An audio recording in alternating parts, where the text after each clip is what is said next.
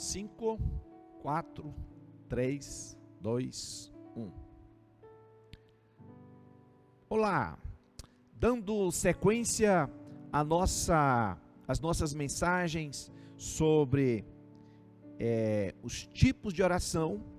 Hoje nós estaremos falando sobre oração de confissão. Eu já falei sobre oração de louvor, tendo como texto Hebreus capítulo 13, verso 15, e falei também sobre a oração de agradecimento ou ação de graças, tendo como texto Efésios capítulo 5, verso 20. E hoje então nós vamos meditar sobre a oração de confissão e a oração de intercessão.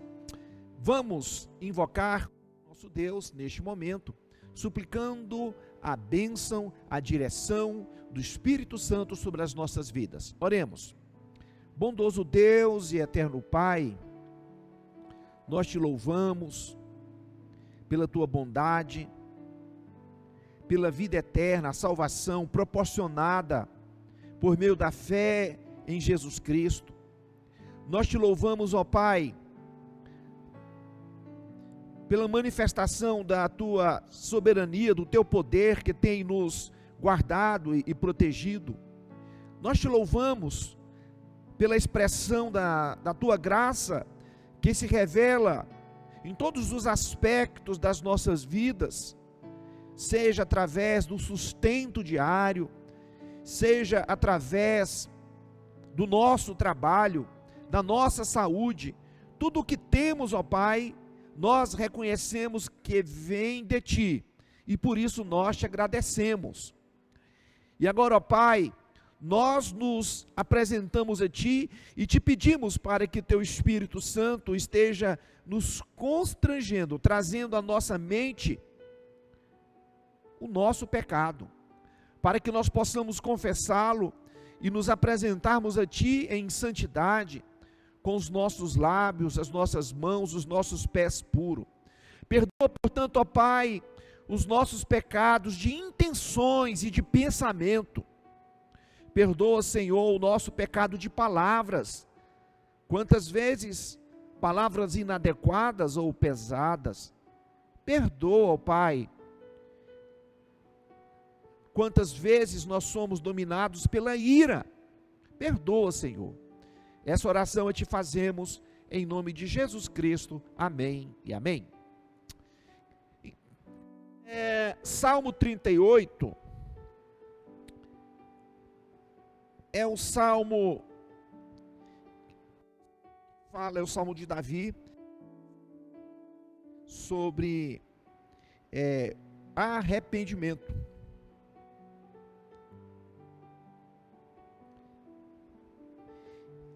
Davi, então, nesse salmo, ele descreve a sua relação com Deus, e ele pede perdão a Deus por seus pecados. Ele descreve os seus pecados como sendo um peso, um fardo. Diz assim no verso 4: pois já se elevam acima de minha cabeça as minhas iniquidades, como fardos pesados, excedem as minhas forças. Então aqui o salmista, ele diz que o seu pecado era um peso muito grande, e quando ele começa a descrever esse peso, ele também fala, ele usa uma analogia, uma comparação, como sendo enfermidades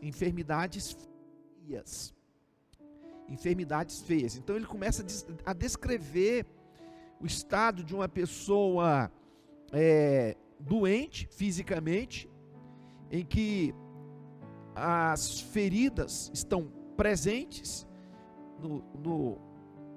e o corpo se apresenta da pior forma possível em razão dessas feridas. Ele descreve o estado de uma pessoa machucada fisicamente, uma pessoa com tumores. E ele descreve então aquela situação de dor, de sofrimento e desagradável como sendo pecado. Ele compara aqueles tumores que se arrebentam como sendo pecado. Ele descreve. E ele diz que sente um peso muito grande, um fardo. É interessante que isso só é possível quando há reconhecimento do seu estado de pecado, do meu estado de pecado. Reconhecimento e arrependimento. Pessoas que não reconhecem o pecado não podem se arrependerem. E não reconhecem porque estão dominadas pelo orgulho. Porque o reconhecimento implica no que nós sempre falamos, em nos humilharmos diante de Deus. Como que nós nos humilhamos diante de Deus? O que significa se humilhar diante do Senhor?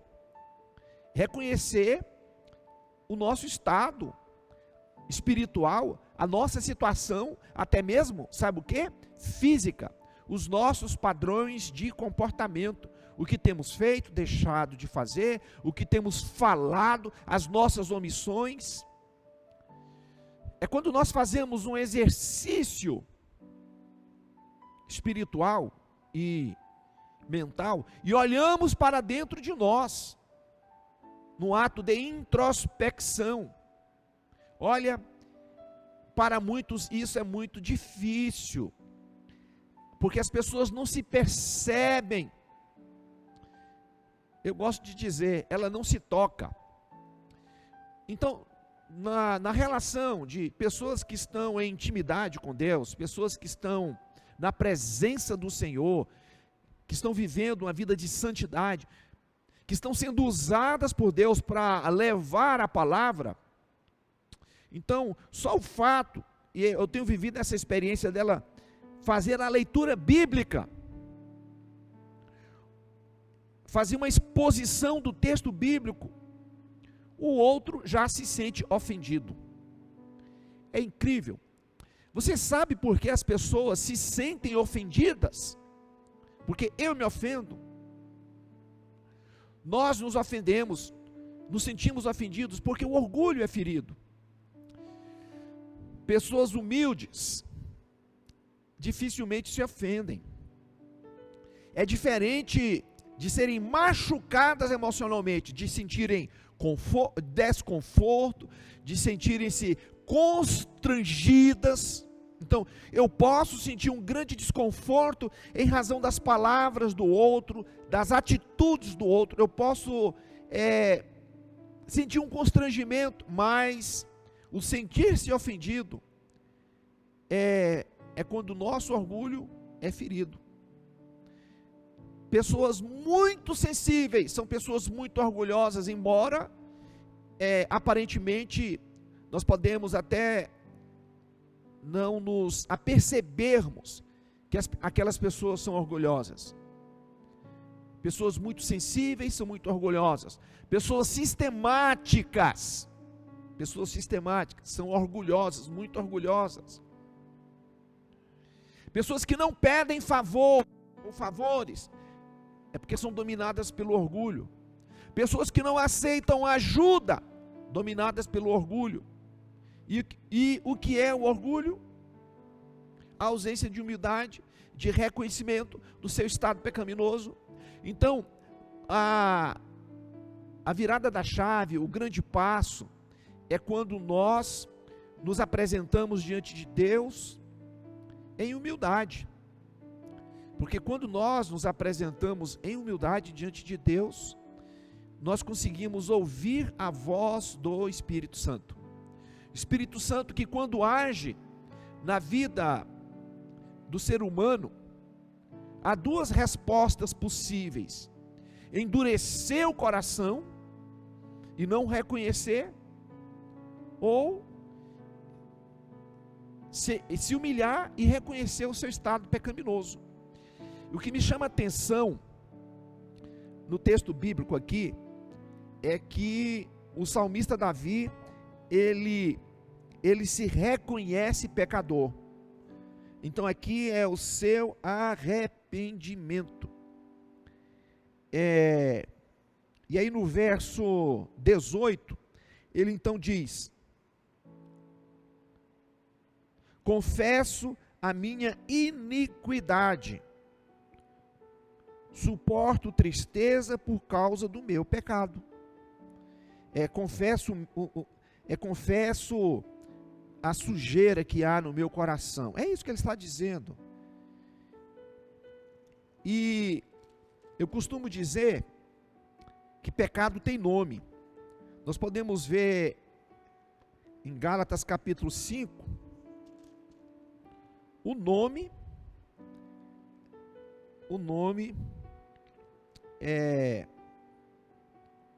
de alguns pecados que são chamados de obras da carne. Pecado tem nome. Que nome que tem o pecado? O nome de prostituição, de impureza, lascívia.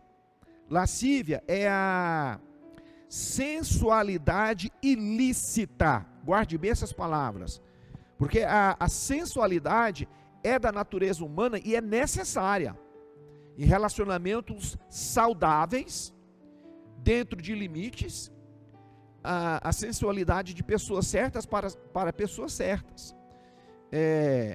O jogo do amor honesto e saudável entre duas pessoas que se cortejam, que se amam.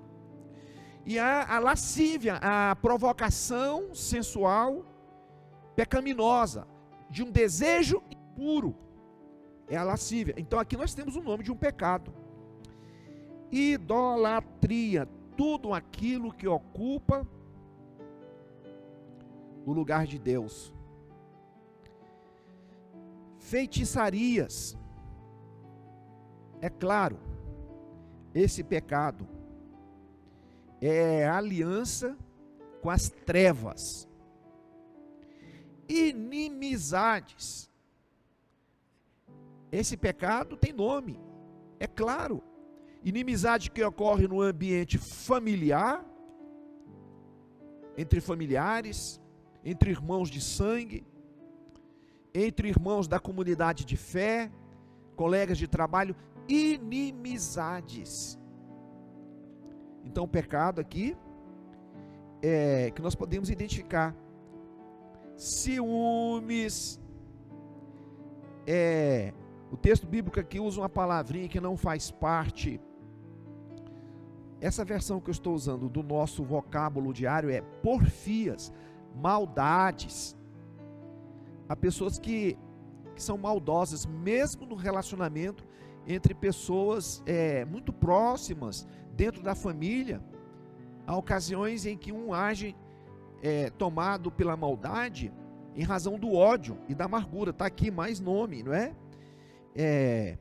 Ciúme, iras, discórdias, dissensões, inveja, bebedice, fazendo referência a pessoas que se embriagam, glutonarias, nós ignoramos, e coisas semelhantes a essa, diz o texto bíblico. Então aqui, o salmista Davi, ele olha para si e ele reconhece o seu pecado. Você é capaz de olhar para si e reconhecer o seu pecado?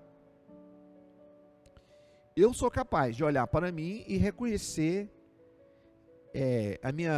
de enxergar a minha natureza pecaminosa e as minhas inclinações, segundo Gálatas capítulo 5, as minhas inclinações carnais. Olha, ninguém escapa. O que muda muitas vezes é o endereço do pecado. O que muda muitas vezes são inclinações diferentes. Mas todos nós temos as nossas fraquezas. E o apóstolo Paulo, ele traz o remédio, que é desenvolver, buscar o fruto, o resultado do relacionamento com Deus é chamado de fruto do Espírito Santo, quando nós nos submetemos à direção do Espírito Santo. Cultivamos a nossa intimidade com Deus. Está aí. O remédio para o pecado. E o que eu gosto de chamar a atenção é acerca da importância do domínio próprio. Domínio próprio sobre os pecados que se manifestam em nossas vidas. Então, o salmista Davi, ele, no verso 4, 38, né? Eu já estou olhando o capítulo errado aqui. Ele reconhece as suas muitas iniquidades, ele reconhece que já era um fardo pesado, e então no verso 18 ele começa a confessar os seus pecados. Então, oração de louvor, oração de gratidão, oração de confissão, e eu quero chamar-lhes a atenção agora para a oração conhecida como intercessão. Olha, Samuel capítulo 12, então, nós vemos no verso 23, quanto a mim, longe de mim que eu peque contra o Senhor, deixando de orar por vocês. Aliás, nós encontramos essa passagem aqui em 1 Samuel, e sabe o que me faz lembrar? O apóstolo Paulo. O apóstolo Paulo, ele pede as orações e pede também para que estejam intercedendo para que ele, ao proferir a palavra, ao compartilhar a palavra de Deus, ele fosse bem sucedido. Eu quero então te lembrar que você precisa ser meu intercessor, para que a palavra possa chegar aos corações no poder do Espírito Santo, vidas serem quebrantadas e confessarem Jesus como Senhor e Salvador. Bem, são muitas as passagens bíblicas que nos chamam a atenção acerca da responsabilidade de estarmos orando pelos outros. Eu gosto muito da história de Jó. Ele, no auge do seu sofrimento, dialogando com Deus, Deus lhe orienta para que ele intercedesse por seus amigos que estavam em pecado. E o texto bíblico mostra que quando Jó estava intercedendo por seus amigos, Deus mudou a sua história. Olha, é muito significativo isso. Quando nós estabelecemos como sendo importante, como prioridade, intercedermos, orarmos pelos outros. Muitas vezes, quando pessoas me pedem oração, e são pessoas que não são do meu relacionamento, e é difícil às vezes nós orarmos por alguém que a gente não conhece, por alguém que a gente nunca viu, e a gente pede: ore pelo meu sobrinho, ore pelo meu pai que está em outro estado. Então, eu vou compartilhar com você como que eu faço. Eu começo pedindo a Deus para que me leve a orar por aquela pessoa, dirigido pelo Espírito Santo. Dirigido pelo Espírito Santo. Sabe por quê? Eu já testemunhei pessoas pedindo oração, pedindo que se intercedesse por outro, em um pedido de oração que eu reconheci como sendo contrário à vontade de Deus. Eu até costumo dizer assim: eu não vou entrar nessa briga, nessa briga contra Deus. Algumas coisas são claras. Nós reconhecemos a direção de Deus, quando Deus